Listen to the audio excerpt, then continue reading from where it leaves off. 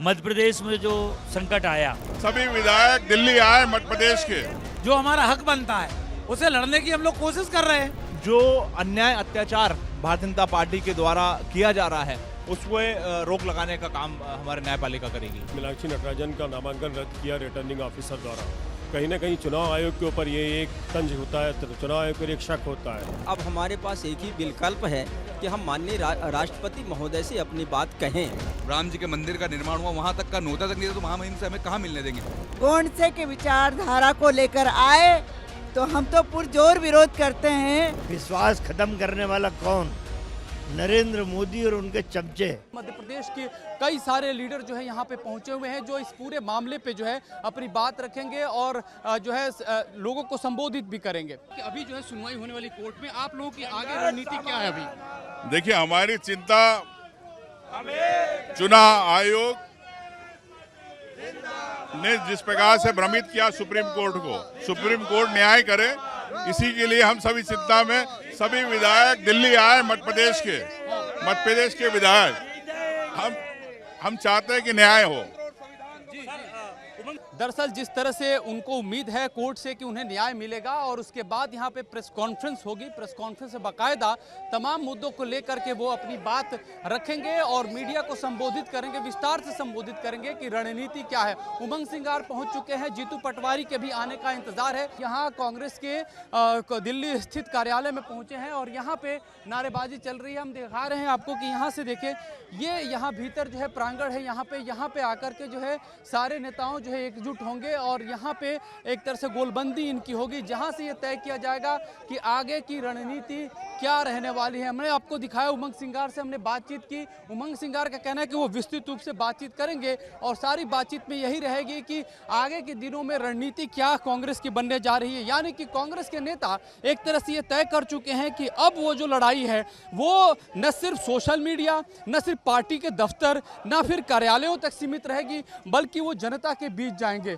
और इस लिहाज से जो है ये सारे नेता जो है यहाँ पहुंच रहे हैं। 11:30 का कॉल दिया गया था प्रेस कॉन्फ्रेंस का। हम आपको उस हॉल की तरफ ले चल रहे हैं जिसमें अक्सर जो है कांग्रेस जो है यहाँ मीडिया को संबोधित करती है, प्रेस कॉन्फ्रेंस करती है। जनाब, ये बताइए कि क्या आप लोगों की रणनीति आगे किस तरह से अब आप लोग आगे चलने वाले हैं? हम इस लड़ाई को सदन से लेकर, सड़क से लेकर और सुप्रीम कोर्ट तक जो हमारा हक बनता है उसे लड़ने की हम लोग कोशिश कर रहे हैं।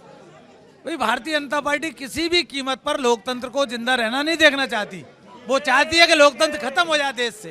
तो इसलिए हमारा तो संघर्ष का काम है और संघर्ष का तो कांग्रेस का इतिहास रहा है। हमारे लिए कोई नई बात नहीं है।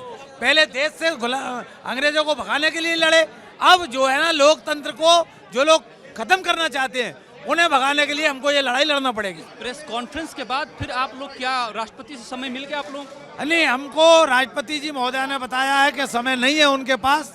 अब कितना दुर्भाग्य है, नारी शक्ति की बात करने वाली भाजपा, राष्ट्रपति महोदय खुद नारी है, यहाँ एक नारी के साथ इतना बड़ा छलावा, इतना बड़ा अपमान हुआ है, उसके लिए उन पर समय नहीं है। ये बहुत दुर्भाग्य है देश के लिए। सर, आपसे जानना चाहते हैं, राष्ट्रपति से समय आप लोगों ने मांगा था, समय आप लोगों को नहीं मिला है, फिर आप लोग क्या रणनीति बना रहे हैं? देखिए, लोकतंत्र में सर्वोच्च हमारे देश के राष्ट्रपति होते हैं। मध्य प्रदेश में जो संकट आया, मध्य प्रदेश में जिस षड्यंत्र से सुश्री मीनाक्षी नटराजन जी का नामांकन रद्द किया गया, हम वही पीड़ा लेकर आज सभी 62 विधायक नेता प्रतिपक्ष जी के नेतृत्व में दिल्ली आए हुए थे। राष्ट्रपति जी से समय मांगा, पर राष्ट्रपति जी के यहाँ से मेल आया कि वो व्यस्त है, इसलिए समय नहीं दे पा रहा है। आप देखिए कि जहाँ एक और निर्वाचित लोकतंत्र की व्यवस्था के जनप्रतिनिधि अपनी गुहार राष्ट्रपति से लगाना चाह रहे थे, वहाँ पर भी समय नहीं मिल पाया, तो हम किसके पास जाएंगे? न्यायपालिका पर हमको भरोसा है, निश्चित रूप से इसके लिए सुनवाई चल रही है, मतलब थोड़ी देर में शुरू होगी मीनाक्षी नटराजन को लेकर के। इसमें क्या आप लोगों को कोर्ट से उम्मीद है? नहीं, हमें पूरा विश्वास और भरोसा है अपने देश की न्यायपालिका पर कि निश्चित रूप से सुप्रीम कोर्ट इस पर संज्ञान में मामले को पूरा लेगा और इस चुनाव को रद्द कराकर फिर से राज्यसभा का चुनाव कराएगा।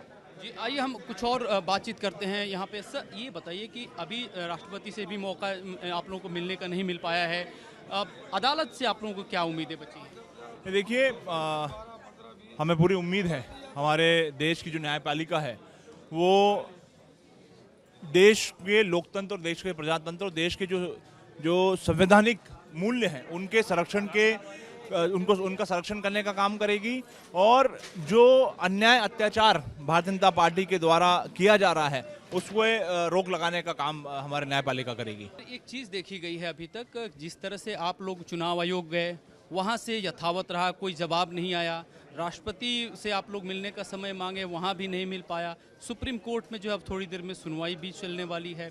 तो आपको क्या लगता है ऐसे माहौल में आप लोग अपनी रणनीति क्या रखने वाले हैं? चुनाव आयोग तो पूरी तरह भारतीय जनता पार्टी की कठपुतली बन चुका है। आपने देखा निर्वाचन जो अभिकर्ता थे उन्होंने किस तरह से, जो वहाँ के पीठासीन अधिकारी थे, किस तरह से नामांकन निरस्त किया। और चुनाव आयोग तो पूरे देश में आप देख रहे हैं वोट चोरी कर रहे हैं, SIR के माध्यम से आपने देखा, और कोई सुनने वाला नहीं है। अब माननीय न्यायालय से हमें थोड़ी उम्मीद है। महामहिम राष्ट्रपति की बात रही तो मैं उनके बारे में कोई टीका टिप्पणी करना नहीं चाहता हूँ। राष्ट्रपति का पद सर्वोच्च है। हम जब 140 करोड़ देशवासियों को न्याय नहीं मिलता तो महामहिम की ओर आशा भरी नजर देखते हैं। लेकिन जिस तरह से इस सरकार ने महामहिम का अपमान, राम जी के मंदिर का निर्माण हुआ वहाँ तक का नोता तक नहीं था, तो महामहिम से हमें कहाँ मिलने देंगे। तो जितने भी देश की सर्वोच्च संस्था है भारतीय जनता पार्टी ने इनको हथिया लिया, कब्जा कर लिया। इनसे कोई न्याय की उम्मीद नहीं है। भाजपा चाहती है कि चाइना या रसिया या पड़ोसी देश बांग्लादेश, पाकिस्तान की तर्ज पर यहाँ भी लोकतंत्र समाप्त हो और ये एक अराजकता लाएं और राज करने के लिए पूरी तरह लोकतंत्र और संविधान खत्म हो।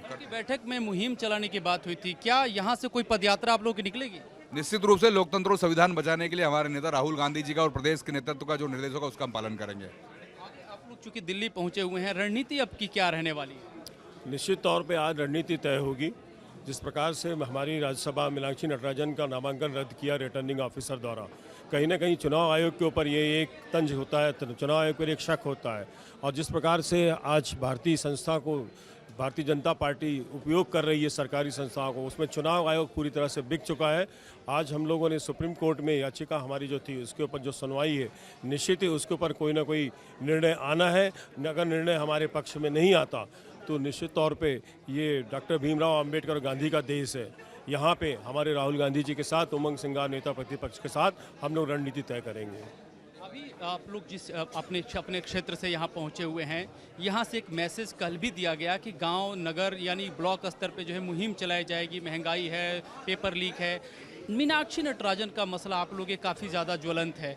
ऐसे में आप अपने क्षेत्र के लिए क्या सोच रहे हैं, वहाँ पे किस तरह से मुहिम को चला? ये मीनाक्षी नटराजन के जो पर्चा रद्द करने का वो मसला तो अपने आप में है ही है कि सबसे बड़ी ये है कि लोकतंत्र को जिस तरीके से आज खतरा हो रहा है, जो रिटर्निंग ऑफिसर अपने मनमानी तरीके से किसी को भी पर्चा रद्द कर देंगे, ऐसे स्थिति में हमने प्रदेश के निर्वाचन आयोग से गुहार लगाई, केंद्र से गुहार लगाई। अब हमारे पास एक ही विकल्प है कि हम माननीय राष्ट्रपति महोदय से अपनी बात कहें। सभी 62 विधायक मध्य प्रदेश से आए हैं। अब प्रत्येक विधायक कम से कम 3 लाख की जनता से चुन कर के आते हैं। हम अपनी बात करना चाहते हैं, लेकिन दुख इस बात की है कि माननीय राष्ट्रपति महोदय जी ने अभी तक हमें समय नहीं दिया है। और जब समय आप नहीं देंगे हम जाएंगे कहाँ? इस देश का सर्वोच्च तो एक ही है कुर्सी है जो हम अपनी बात कह सकते हैं, और वो भी हमारी बात न सुने तो हमारे पास और क्या बचता है? आंदोलन के अलावा कुछ नहीं बचता है। और हम अपने अधिकार के लिए, भारतीय संविधान की रक्षा के लिए, लोकतंत्र की रक्षा के लिए हम संघर्ष करेंगे, ऐसा मैं आपके माध्यम से कहना चाहता हूँ। आप चूँकि महिला भी हैं और जिस तरह से ये चुनाव हुआ है उसको लेकर के आप क्या कहेंगी? जिस तरह से तीनों वहाँ प्रत्याशी मध्य प्रदेश के, उनको तो सर्टिफिकेट भी दे दिया गया है। मैं एक महिला विधायक होने के नाते कहना चाह रही हूँ कि भारतीय जनता पार्टी नारी वंदन अधिनियम, नारी आरक्षण बिल, महिलाओं को आगे बढ़ाना, तमाम चीज़ों को पूरे देश में प्रचारित कर रही है और महिलाओं का वोट लेके सरकार भी बना रही है। किंतु एक महिला को अवसर कांग्रेस पार्टी ने दिया, राज्यसभा में भेजने का अवसर दिया, तो उन्हें इतना ज़्यादा अखर गया कि एक गांधीवादी विचारधारा की महिला राज्यसभा में जाएगी तो गांधीवादी विचारधारा बाकायदा वो विचार गूंजेंगे, उनको अनुसरण करने के लिए वो मजबूर कर देगी। तो गोंडसे की विचारधारा को इन्होंने प्राथमिकता दी, गोंडसे की विचारधारा को लेकर आए तो हम तो पुरजोर विरोध करते हैं। और क्या आपके क्षेत्र में भी दिखेगा? दिल्ली से आपके दिखेगा, सड़क से सदन तक दिखेगा और गांव से लगा के दिल्ली तक दिखेगा। राष्ट्रपति से भी समय आप लोगों को नहीं मिला है, अगला कदम आपका क्या है? देखिए, बात ये है कि पूरा तंत्र पूरे देश पे भारतीय जनता पार्टी ने कब्जा कर लिया है, वैधानिक तरीके से, असंवैधानिक तरीके से। दिल्ली की वो संस्थाएं जहां न्याय की उम्मीद होती है, उन संस्थाओं पे भी कब्जा कर लिया है। ये जो भारत निर्वाचन आयोग का दफ्तर है ना, ये भारत निर्वाचन आयोग का दफ्तर नहीं है, भारतीय जनता पार्टी का मुख्यालय बन चुका है। ये प्यादे बैठे हैं, बीजेपी का हाईकमान जहाँ चलाता है उतना चलता है, सारे निर्णय जैसा बीजेपी बोलती वैसा होता। आप लोग एक तरह से कहा जाए कि जो भारतीय लोकतंत्र है, जो सिस्टम है, क्या पूरी तरह से विश्वास खत्म हो गया है? न्यायपालिका तो अभी बची है, न्यायपालिका में होने वाली विश्वास खत्म करने वाला कौन? नरेंद्र मोदी और उनके चमचे। इन्होंने लोकतंत्र पे से आम आदमी का, राजनीतिक दलों का विश्वास बिल्कुल खत्म कर दिया है। जिस तरह मीनाक्षी नटराजन के फार्म को निरस्त करना बिना किसी वजह के, और राजस्थान में बीजेपी का एक उम्मीदवार फॉर्म भरता राज्यसभा का, उसमें एफआईआर का उल्लेख नहीं, उसके खिलाफ एफआईआर, उसको 1 दिन का समय दिया जाता है।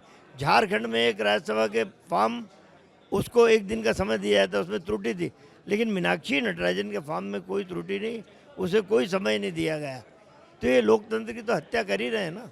जी, तो देखिए ये विधायक जो है, जो इन्होंने अपनी बातें रखी हैं, और अब थोड़ी देर में हम दिखाना चाहेंगे यहाँ प्रेस कॉन्फ्रेंस जो है वो शुरू होने जा रही है। और अब देख रहे हैं उमंग सिघार मौजूद हैं, हरीश चौधरी हैं और जीतू पटवारी, मध्य प्रदेश इकाई के तमाम जो है बड़े नेता यहाँ पहुँच चुके हैं और थोड़ी देर में अब ये प्रेस को संबोधित करेंगे। कैमरा पर्सन मोनू कुमार के साथ अमृत तिवारी, विस्तार न्यूज़, दिल्ली।